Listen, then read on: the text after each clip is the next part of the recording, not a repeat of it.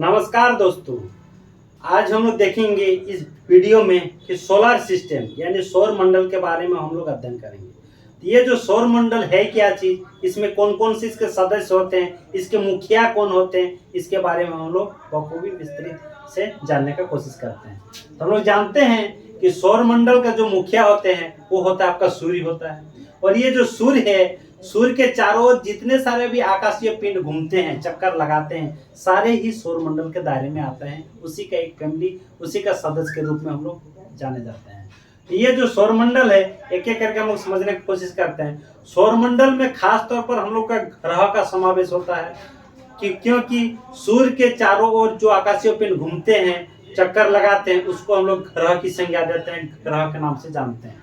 तो हमारे सौर मंडल में कुल कितने ग्रह होते हैं? तो हमारे सौर मंडल कुल 8 ग्रह होते हैं। इससे पहले 9 ग्रह हुआ करता था, जबकि 2006 के बाद से ये एक ग्रह को हटा दिया गया क्योंकि वो ये ग्रह का जितने सारे भी क्राइटेरिया है उसको फुलफिल नहीं कर रहा था। इसीलिए इसको 2006 में प्लूटो को इसके श्रेणी से हटा दिया गया। उसके बाद से ग्रहों की संख्या कितनी हुई है? 8 हुई है।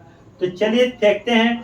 तो ये जो 8 ग्रह है ये कौन कौन से हैं? तो सबको ही जानते हैं। ये जो 8 ग्रह है आपका बुध है, शुक्र है, पृथ्वी है, मंगल है, बृहस्पति है, शनि है, अरुण है और वरुण।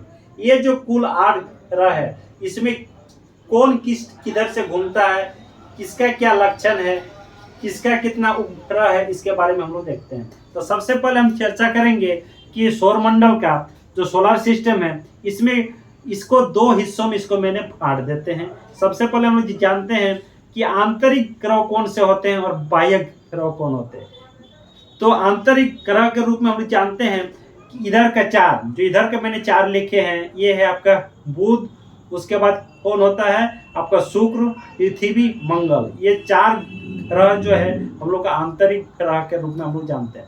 और इधर का 4 मतलब बृहस्पति, शनि, अरुण, वरुण। इधर हम लोग क्या जानते हैं? बाह्य ग्रह के रूप में उसको हम लोग जानते हैं। तो आप लोग समझ रहे होंगे कि सूर्य के नजदीक में जो ग्रह 4 को है, इसको आंतरिक ग्रह की संज्ञा देते हैं, और जो इसके दूर में है उसको हम लोग बाह्य ग्रह की संज्ञा देते हैं।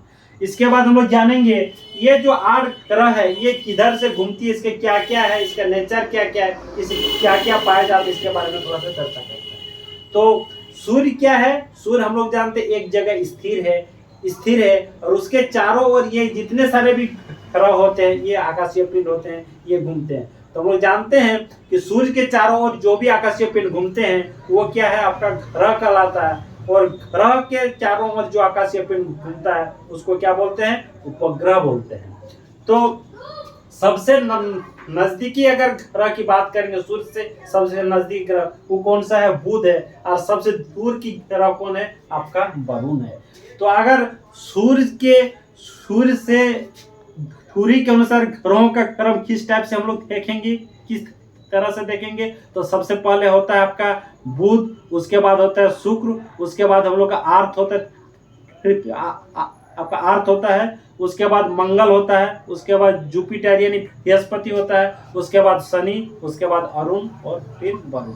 तो सूर्य के अनुसार आप लोग देख लिए होंगे कि ग्रहों के क्रम इस टाइप से है। उसके बाद हम लोग अभी देखते हैं ये जो आपका बुध ग्रह है, क्योंकि ये सूर्य से बहुत नजदीक है, इसीलिए ये सबसे ज्यादा हीट होते हैं। और इसका खासियत यही है कि ये जो ग्रह है आपका बुध ग्रह जो है, ये जितना जल्दी हीट होते हैं उतना जल्दी ये ठंडा भी हो जाते हैं। मतलब इसमें क्या होता है? गर्म को ऑब्जर्व करने, अवशोषित करके रखने की क्षमता इसमें नहीं है। ये रात में आपका -80 डिग्री सेल्सियस तक ये ग्रह ठंडा हो जाती है। उसके बाद क्या है? शुक्र ग्रह है। इस ग्रह को हम जानते हैं, ये चमकीला ग्रह के नाम से भी जाना जाता है। भोर का तारा और सांझ का तारा के रूप में भी हम लोग शुक्र ग्रह को जानते हैं। और ये क्या है? पृथ्वी है यानी अर्थ है, जिसमें हमारा जीवन अस्तित्व में है। तो हम लोग जानते हैं ये जो अस्तित्व में है ये हम लोग के लिए काफी लाभदायक है और काफी हेल्पफुल है। इसके चलते ही हमारा जीवन अभी अस्तित्व में आया हुआ है। तो ये है आपका पृथ्वी है। उसके बाद इधर उसके सामने है वो क्या है? आपका मंगल है। मंगल क्या है? इसको हम लोग लाल ग्रह के नाम से भी जाना जाता है इसको, ठीक है। इसके बाद आता है बृहस्पति। बृहस्पति जितने सारे भी ग्रह होते हैं इसके सबसे सबसे बिगेस्ट ग्रह के रूप में हम लोग किसको बोलते हैं? बृहस्पति को बोलते हैं। और इन ग्रहों में सबसे स्मॉलेस्ट जो होते हैं, जो सबसे छोटे होते हैं, वो होते हैं आपका बुध। उसके बाद क्या है? आपका शनि ग्रह है। शनि ग्रह क्या है? ये इसमें एक टाइप का रिंग छल्ला टाइप का आपको दिखाई दे रहा है, ये शनि ग्रह में है। इसके साथ साथ ही अरुण में भी आपका छल्ला पाए जाते हैं, लेकिन इसके मात्रा में थोड़ा सा कम छल्ला इसको देखने को मिलता है। उसके बाद अंतिम में जो है वो है आपका वरुण। तो सौर मंडल में आप लोग समझ गए कि 8 ग्रहों का समावेश है, और इसके बाद इन ग्रहों का कुछ कुछ उपग्रह भी होता है। आइए उसके बारे में हम लोग अभी समझते हैं। तो सबसे पहले हम लोग समझते हैं कि बुध के बारे में।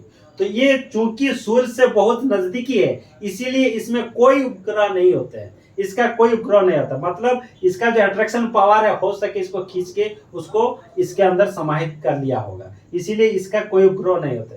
साथ ही साथ शुक्र का भी कोई उपग्रह नहीं है। जितने सारे भी ग्रह है उनमें से यही 2 उपग्रह ऐसा है इसका कोई उपग्रह नहीं है। उसके बाद पृथ्वी है। पृथ्वी में क्या है? हमारे जीवन अस्तित्व में। आप लोग को एक चीज और बता देना चाहता हूं कि जहां हमारा जीवन की संभावना व्यक्त की जाती है, जिस ग्रह में हमारे जीवन की संभावना होती है, उसको गोल्डीलॉक जोन के नाम से जाना जाता है। तो हम लोग कैसे जानेंगे कि पृथ्वी क्या है? गोल्डीलॉक जोन के नाम से ये ग्रह को हम लोग को जाना जाता है। और इसमें क्या है? हमारे जीवन है। और इसमें इसका एकमात्र उपग्रह है जो कि इसको हम लोग जानते हैं मून है, वो है चंद्रमा। तो कभी अगर क्वेश्चन में आपको पूछेगा कि किस ग्रह का सिर्फ और सिर्फ एक उपग्रह है, तो कौन सा होगा? अर्थ होगा, यानी पृथ्वी होगा। कौन सा इसको उपग्रह है? मून है, यानी चंद्रमा है। उसके बाद देखते हैं मंगल। तो मंगल का भी 2 उपग्रह है। मंगल का जो 2 उपग्रह है, इसको मैं यहाँ पर थोड़ा सा लिखना चाहता हूँ। मंगल का जो 2 उपग्रह है वो है, एक है फोबस, एक है फोबस, और दूसरा क्या है? हीमोस। दूसरा क्या है? हीमोस। तो इसका भी खासियत है, ये जितने सारे भी सौरमंडल में उपग्रह है, ग्रह का जो उपग्रह है उसमें से सबसे छोटा अगर उपग्रह है वो है मंगल ग्रह का है। और उसका क्या नाम है? उसका नाम है डीमोस। ये जो डीमोस उपग्रह है, ये जितने सारे भी उपग्रह है उसका उससे सबसे छोटा उपग्रह है। तो ये समझ गए आप लोग। इसके बाद देखिए इस टाइप से, इसके बाद आता है बृहस्पति। तो ये क्योंकि ग्रहों में सबसे बिगेस्ट है, सबसे बड़ा है, कौन है? आपका बृहस्पति। तो इसका क्या है? इसका एक उपग्रह है गैनीमीड। ये उपग्रह में सबसे आपका बड़ा है। तो हम लोग जानते हैं ये जो गैनीमीड है, जितने सारे भी उपग्रह है इसमें सबसे बड़ा उपग्रह कौन सा है? गैनीमीड है। ठीक है। तो अभी हम लोग देखते हैं इसका कितने ग्रह है, सॉरी उपग्रह कितना है। तो हम लोग जानते हैं इसका कुल उपग्रह की संख्या जो होती है वो होता है आपका 73। तो चूंकि ये 73 है, सबसे ज्यादा उपग्रहों की संख्या अगर मानी जाएगी तो किसका है? जुपिटर का है, यानी बृहस्पति का है। लेकिन मान्यता के आधार पर इसमें इतना उपग्रह नहीं होते हैं। अगर मान्यता के आधार पर इसके उपग्रहों की संख्या की बात की जाएगी तो इसमें कितना है? 21 उपग्रह होते हैं। जबकि शनि में इसमें टोटल जो उपग्रहों की संख्या होती है वो होता है आपका 63। वो कितना होता है? 63। लेकिन मान्यता के आधार पर सबसे ज्यादा उपग्रह किस ग्रह का होता है? तो कहेंगे शनि का होता है, क्योंकि इसमें उपग्रहों की संख्या कितनी होती है? 27 होती है। साथ ही साथ इसमें क्या है? एक रिंग नुमा संरचना पाई जाती है। और ये जो रिंग नुमा संरचना है, ये इसको हम लोग छल्ला कहते हैं, आपका वलय कहा जाता है। ये वलय का भी अलग अलग नामकरण किया गया है। इसको नामकरण जो किया गया है, इसका नाम है अल्फा, बीटा, गामा, डेल्टा और एप्सिलॉन के रूप में हम लोग इसको जानते हैं। उसके बाद आता है अरुण। अरुण क्या है? अरुण को हम लोग लेटा हुआ ग्रह बोलते हैं। ये क्या है? 80% 80 डिग्री में ये क्या हुआ? लेटा हुआ है। लेटा हुआ मतलब इस टाइप से आपको झुकी हुई है, इसीलिए इसको लेटा हुआ ग्रह भी कहा जाता है। चूंकि ये 80 डिग्री के ये में झुकी हुई है, इसीलिए इसको लेटा हुआ ग्रह के नाम से भी जानते हैं। और अंतिम में जो है आपका वरुण ग्रह, तो ये क्या है? सबसे दूर वाले ग्रह है। और इन सब में भी इसका भी ग्रह होते हैं, लेकिन वे खास मायने नहीं रखता है और खास इंपॉर्टेंट उसमें नहीं देखी जाती है। और एक बात मैं आप लोग को समझा देना चाहता हूँ, ये जो शनि है, शनि का एक उपग्रह है जो कि बहुत खासे मायने रखता है, हमेशा इसके पूछते, इसका जो फेमस उपग्रह है उसका नाम है टाइटन, उसका नाम है टाइटन। और बृहस्पति का जो उपग्रह है वो है गैनीमीड, गैनीमीड उपग्रहों में से सबसे बड़ा है। और ये शनि का एक उपग्रह, ये फेमस उपग्रह के रूप में जाना जाता है। और मंगल का क्या है, 2 उपग्रह है, एक फोबोस है और एक डिमोस है। और डिमोस क्या है, सबसे छोटा उपग्रह है। अर्थ का क्या है, एकमात्र उपग्रह है वो है आपका मून यानी चंद्रमा। ठीक है, तो इतना आप लोग समझ गए होंगे। इसके बाद देख रहे होंगे कि ये जो डॉट डॉट डॉट के दिए हैं और ये थोड़ा सा चौड़ा टाइप का आपको जो दिख रहा है, ये एक बेल्ट है। ये क्या है, क्षुद्र ग्रहों की पेटी है। ये एस्टेरॉयड बेल्ट इसको कहा जाता है। ये क्षुद्र ग्रहों की आपका पेटी है। तो कहेगा कभी अगर क्वेश्चन में आता है कि क्षुद्र ग्रहों की पेटी किन किन ग्रहों के बीच समाहित है, तो आपको कहना होगा मंगल और जुपिटर यानी बृहस्पति और मंगल के बीच में ही क्षुद्र ग्रह की पेटी देखने को मिलती है। तो चलिए इसके बाद हम लोग देखते हैं कि आकार के अनुसार, इतने सारे भी जो ग्रह हैं आकार के अनुसार उसको जानने का कोशिश करते हैं। ये तो हम लोग जाने सूर्य की दूरी के अनुसार ग्रहों का जो क्रम है इस टाइप से आपको दिखाया गया।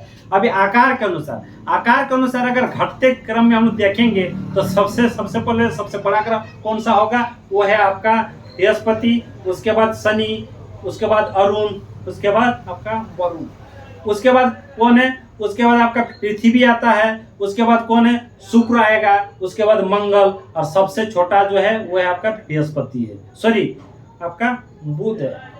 तो कैसे हम लोग जानेंगे, फिर से एक बार रिपीट कर देता हूं आप लोग को कि आकार के अनुसार घटते क्रम में कैसे है कि बृहस्पति, शुक्र, अरुण, वरुण, पृथ्वी, शुक्र, मंगल, बुध। और ये जो है ये ग्रह जो है अभी कभी क्वेश्चन में आपको आता है कि अर्थ से यानी पृथ्वी से दूरी के अनुसार ग्रहों का क्रम किस टाइप से है। तो पृथ्वी से दूरी के अनुसार ग्रहों का क्रम आपका इस टाइप से इसको लगा सकते हैं कि पृथ्वी से सबसे जो नजदीकी ग्रह है वो होता है आपका शुक्र, उसके बाद कौन सा है, उसके बाद मंगल, उसके बाद बुध, और इधर का जो है 4 है, उसके बाद बृहस्पति, शनि, अरुण, वरुण।